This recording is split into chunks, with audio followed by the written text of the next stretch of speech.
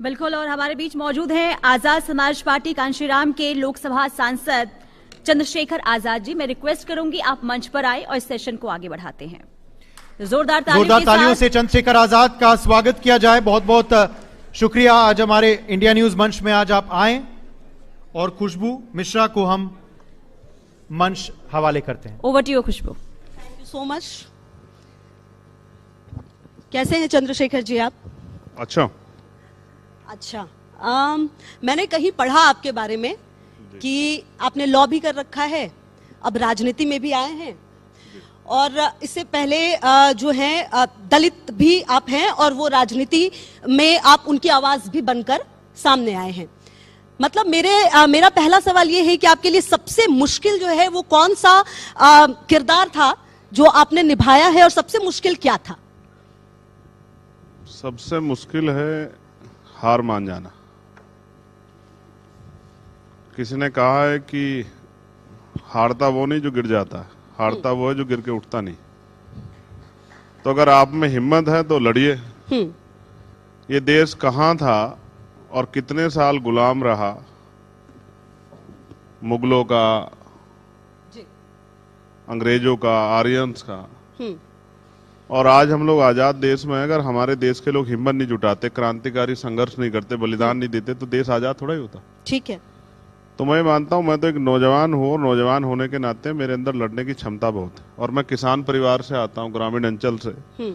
भारत गांव में बसता है और गांव के लोग प्रेम भी बहुत करते हैं, सम्मान भी बहुत देते हैं और अपने हकों के लिए लड़ते बहुत हैं। ठीक है। क्योंकि वो सबसे पहले जब खेती करते तो मिट्टी से लड़ते हैं, जिसको माँ कहते हैं। तो उनका लड़ने का स्वभाव प्रेम का होता है, झगड़े का नहीं होता। उसी मिट्टी से उसको पूजते भी हैं और उसी से खेती भी करते हैं, अपना घर परिवार भी चलाते हैं और देश का पेट भी पालते हैं। ठीक है। मायावती का फोन आया आपके पास?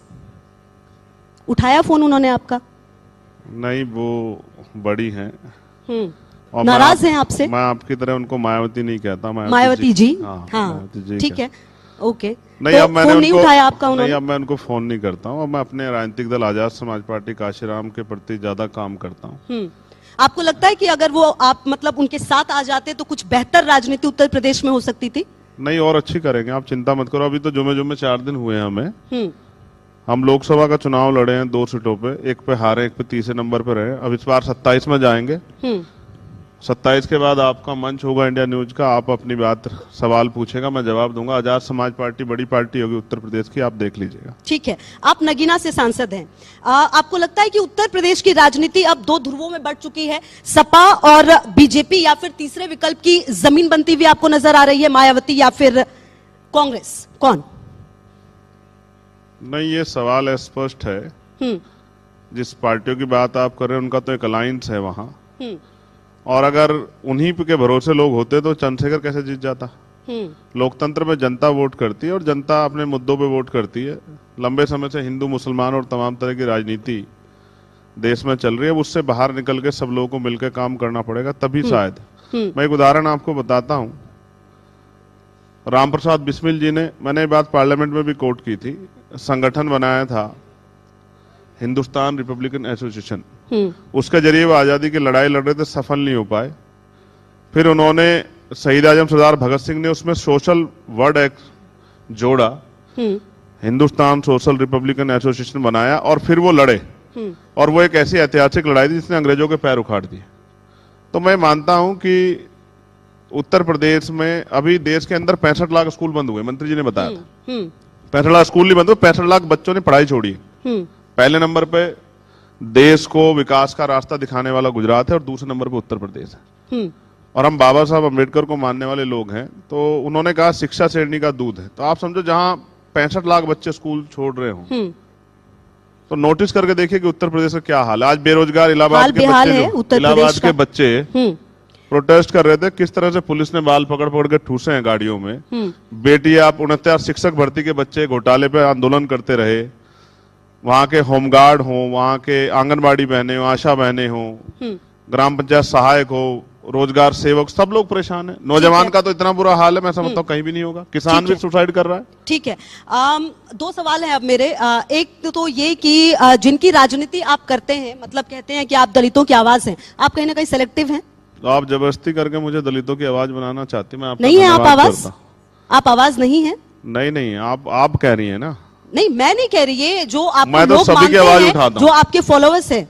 मैं अच्छा, आप मेरे फॉलोअर्स को देखा कीजिए, मगर मैं आपको फिर कह रहा हूँ, मैं किसानों के लिए भी लड़ता हूँ, मैं कमजोर वर्गों में दलित, जैन, सिख, बौद्ध, ईसाई सबके लिए लड़ता हूँ, और जहां जहां मेरी जरूरत होती है खिलाड़ियों के लिए, सबके लिए लड़ता हूँ। मतलब आप कोशिश selective- करता हूँ हाँ कि भाई आप लोग अपने मंच पे बिठा के मुझे जबरदस्ती मेरे माथे पे आइडेंटिटी ना थोपे दलित समाज की, कि मैं दलित समाज की आवाज हूँ, क्योंकि इस देश मतलब में आप जाति हर है। उसकी आवाज है, हर उस व्यक्ति की आवाज है मैं जिसको जरूरत है। अपनी बात कंप्लीट अच्छा कर लूं बहन ठीक जी। है ठीक है।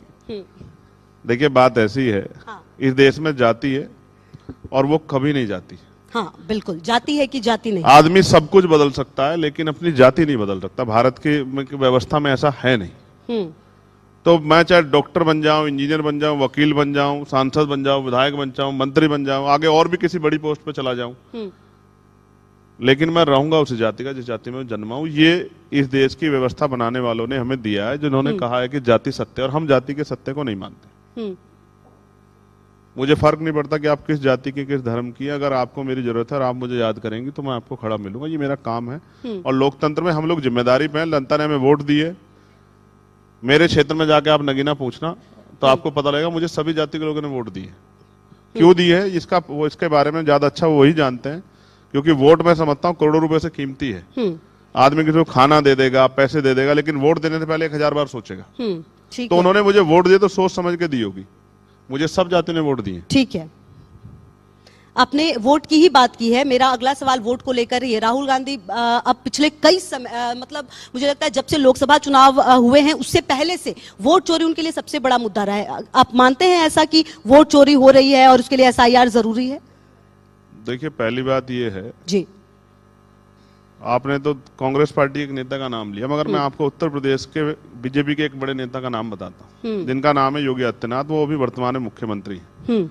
अभी उन्होंने भाषण देते हुए 2 दिन पहले कहा कि 4 करोड़ वोट कट रहे हैं। 4 करोड़ वोट कर रहे हैं, और ये कटने वाले वोट 85 से 90% बीजेपी का वोटर है। ये SIR पे सबसे बड़ा सवाल उन्होंने खड़ा किया। तो मैं आपसे पूछना चाहता हूं, बीजेपी के मुख्यमंत्री इस बात को कह रहे हैं, तो आप कांग्रेस के लोगों से काहे को सवाल कर रहे हो? आप पूछो ना मुख्यमंत्री क्यों कह रहे हैं, उनके पास कहां से आई रिपोर्ट कि 4 करोड़ वोट पूछा था कट आज गए? हमने, आज हमारे इलेक्शन मंच पर आए थे। कमीशन दीदी, जी। इलेक्शन कमीशन किसको रिपोर्ट करेगा? मुख्यमंत्री को। मुख्यमंत्री उनका बोल सकते, फिर इंडिपेंडेंट एजेंसी कैसे हुई? इलेक्शन कमीशन करेगा यहाँ सेंट्रल इलेक्शन कमिश्नर को। तो फिर मुख्यमंत्री को कैसे पता लगा 4 करोड़ वोट कट गए? और वोट कटने वालों के नाम और जाति धर्म आपके पास कैसे आ गया? वो किसको वोट देते, इसका डेटा कहां से आपके पास आ गया? आप कह रहे हैं कि जहां 10,000 से कम अंतर से आ रहे हैं, मेरी नजर है, तो आप वोट कटवाना चाहते हैं। सरकारी एजेंसी, आप देखिए, आप समझिए, लोकल एडमिनिस्ट्रेशन स्टेट के अंडर है, तो वो जो कहेंगे वो करेंगे। अब वो कह रहे हैं कि 20 वोट काट दो बूथ पे, तो वो काट देंगे। तो अगर ऐसा था तो लोकसभा चुनाव में उत्तर प्रदेश में बीजेपी की यह स्थिति क्यों थी? जनता ने दी, मैंने थोड़ा ही की। आप तो ऐसा आप मेरी जेब में है क्या वोट? सर अभी थोड़ी देर पहले जो बात आप कह रहे थे मैं उसी बात पे कह रही हूँ। मैं फिर- अगर इतना पावरफुल है सब, इतना कुछ मतलब अगर कंट्रोल कर सकती है बीजेपी मुख्यमंत्री, और जो बात आप कह रहे हैं, तो लोकसभा चुनाव में फिर इतने ही सीटों पर क्यों सिमट गई कि सरकार बनाने के लिए लोकसभा चुनाव में के बाद जरूरत पड़ गई 2 अन्य पार्टियों की बीजेपी को? आप ये बात समझो, हाँ सवाल क्यों नहीं खड़े होंगे जब इलेक्शन डिक्लेयर हो गया है, आचार संहिता लागू होगी है, फिर 10-10 हजार रुपए आप दे रहे हो बिहार में, सवाल क्यों नहीं खड़ा वो होगा? कह रहे थे कि योजना के अंदर ही है। कैसे सवाल नहीं खड़ा होगा? जो योजना चल कोई रही भी थी, उसके योजना अंदर दिया होता है, गया। आप समझो ना, जो योजना वोट को खरीदने के लिए, पहले आप समझिए, चुनाव जो हमने भी बचपन यहीं गुजारा इसी भारत में। आप हम पे नहीं कह सकते जैसे आप दूसरे नेताओं कहते हैं कि ये तो बाहर के, इनको समझ नहीं, हमें तो सब समझ है। हम जाति व्यवस्था को समझते हैं, और हम किसान परिवार से तो ग्रामीण अंचल को भी समझते हैं, और हम शहरी क्षेत्रों को भी समझते हैं, हम सीवर को भी समझते हैं, और हम कमिश्नर ऑफिस को भी समझते हैं। ठीक है। तो आप ये महसूस करके देखिए कि पहले रात के अंधेरे में ग्रामीण क्षेत्रों में चुनाव होते थे, तो चुनाव से 2 या 3 दिन पहले वोट खरीदारी होती थी, ठेकेदार ढूंढ के कि भाई जो वोट बिकता हमें बता दो। अब दिन के उजाले में होती है और डिजिटल रूप से होती है कि 10,000 रुपए लो वोट दे दो, 10,000 रुपए लो वोट दे दो। अभी बीजेपी के एक मंत्री कह रहे थे कि जिन बहनों को 10,000 रुपए मिल रहे हैं उनको मुख्यमंत्री का सम्मान करना चाहिए।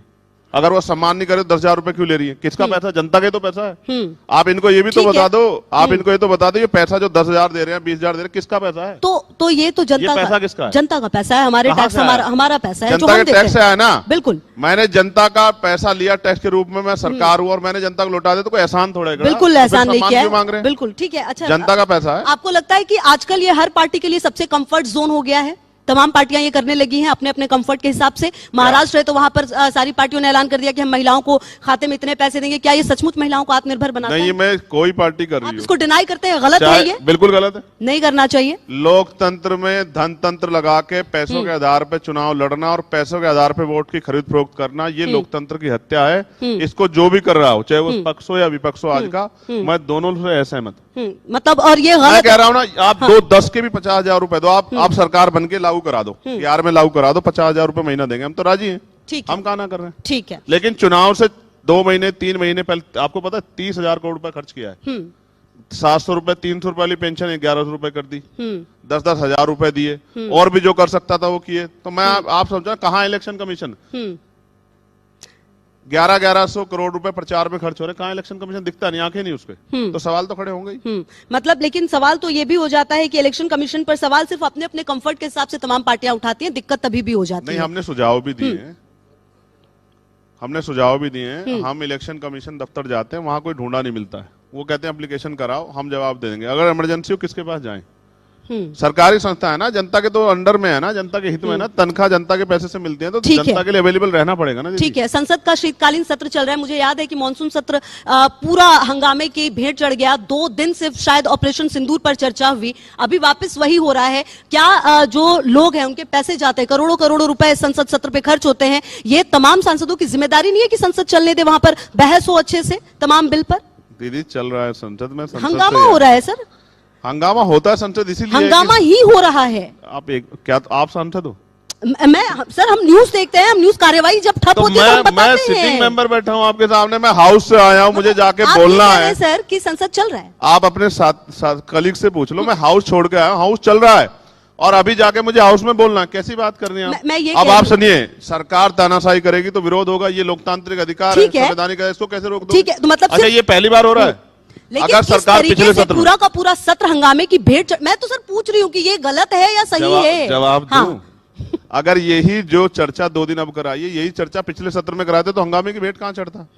हम ये जानते हैं, सत्ता और विपक्ष के लोग अपने यहाँ कंफर्ट से बात कर लेते हैं, कभी ये नहीं चलाना चाहते, कभी ये ना चलाना चाहते। नुकसान एट द लास्ट जनता का होता है। हाँ, और उस सत्र में भी जब ये भेंट चढ़ रहा था, तब भी हम कह रहे थे कि सत्र तो चलने दो, लेकिन हम ये भी जानते हैं सत्र चलाना सरकार का काम है।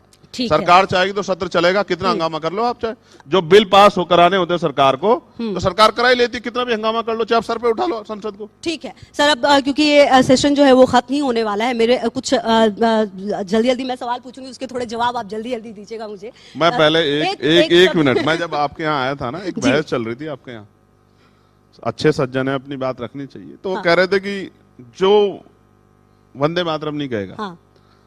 तो आपको पता है वंदे मातरम आरएसएस के लोग नहीं कहे बहुत लंबे समय तक। उनसे आप कोई अच्छा आदमी बैठे तो पूछे भी, लंबे समय तक उन्होंने स्वीकार ही नहीं किया वंदे मातरम को, वो तो कहते हैं कि उन्होंने- तिरंगे को स्वीकार नहीं किया। मैं कोई ऑफिशियल कह रहा हूँ, मैं कोई हवा में नहीं कह रहा हूँ, मैं तो पढ़ा लिखा वकील हूँ ना।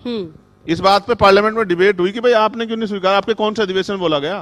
मैं तो कांग्रेस का वैचारिक रूप से बहुत समर्थक नहीं हूँ, मेरी पार्टी अलग है, लेकिन जिन अधिवेशनों में होता था वो शुरुआत कांग्रेस से हुई थी। उन्होंने, मैं कांग्रेस का कोई समर्थक नहीं हूँ, लेकिन मैं आपको बता रहा हूँ, अब तो मुंह पे सामने बैठ के झूठ बोलते हैं और मीडिया की मजबूरी है कि झूठ के नहीं, मैंने उसके बाद उनसे पूछा भी। बताओ फिर आप बताओ, तिरंगा क्यों नहीं लगने दिया उन्होंने अपने उस पर? नहीं, उस बात का आज जब बताओ, हमारे तिरंगा का हमारे सम्मान पास होना आज जब आरएसएस के आए थे वो, तो हमारे साथ राकेश जी थे और उन्होंने इस पर पूरी लंबी चौड़ी बात की थी। पूरा आधे घंटे का सेशन हुआ था, उसमें वो कई सवाल थे जो आप पूछ रहे हैं, उन्होंने वो पूरे सवाल किया और उसके इस जवाब देश दिए। में बाबा साहब की शव यात्रा निकाली गई, उन्हीं बाबा साहब के सम्मान में आज बीजेपी सबसे ज्यादा नतमस्तक होती है। क्योंकि सबसे ज्यादा अपमान किसने किया है बाबा साहब का? मैं कांग्रेस फिर ने, कह रहा बीजेपी ने? हूं, जिन्होंने शव यात्रा निकाली कांग्रेस का, मैं कांग्रेस का ठेकेदार हूं, कांग्रेस के लोग कोई कम है क्या? उन्होंने बहुत पाप कर रखे हैं, जो जितने पाप करेगा भुगतने पड़ेंगे। आप भुगत रही समझो है ना, मैं अभी। तो उनको भी कहता हूं कि जो आपने किया इलेक्शन कमिश्नर के साथ, सुप्रीम कोर्ट के साथ, वो सब अब बीजेपी आपसे सीख के कर रही, तो काहे को रो रहे हो? जो आपने सिखाया वही कर रहे हैं। ग्लोबलाइजेशन कौन लाया,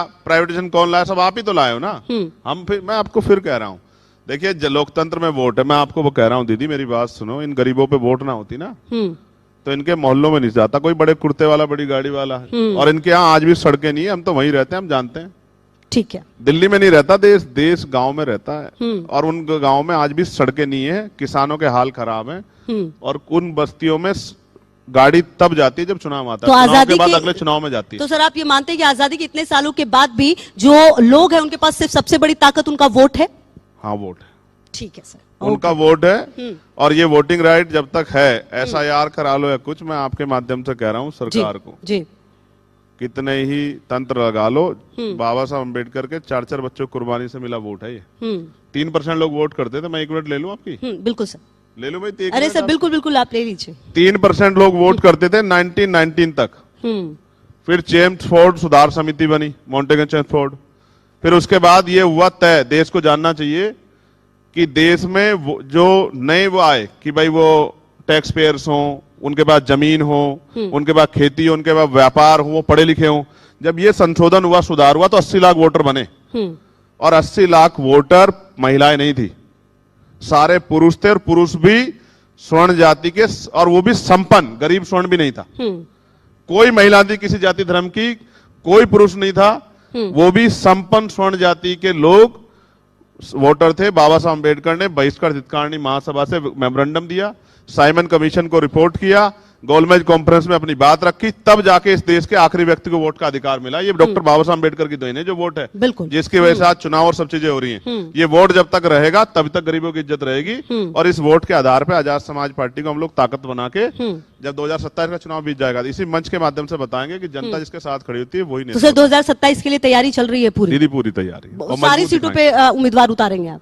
ये डिपेंड करेगा, कुछ फैसले समय के साथ होते हैं, लेकिन तैयारी 403 पे, तैयारी 403 सारे सीटों पर है। ठीक है sir, thank you so much, thank you so much sir, बहुत बहुत शुक्रिया। और देखिए कहीं ना कहीं कई सारे ऐसे सवाल होते हैं जिनके जवाब देने से पहले thank you so much sir, thank you. तस्वीर, इस लम्हा को हम तस्वीर में कैद करना चाहते हैं। बहुत बहुत शुक्रिया, आज आपने समय निकाल के इंडिया न्यूज मंच की शोभा बढ़ाई, बहुत बहुत शुक्रिया। चंद्रशेखर आजाद जी लोकसभा सांसद, आजाद समाज पार्टी के, अपने बेबाक अंदाज के लिए जाने जाते हैं, और तमाम इन्होंने विषय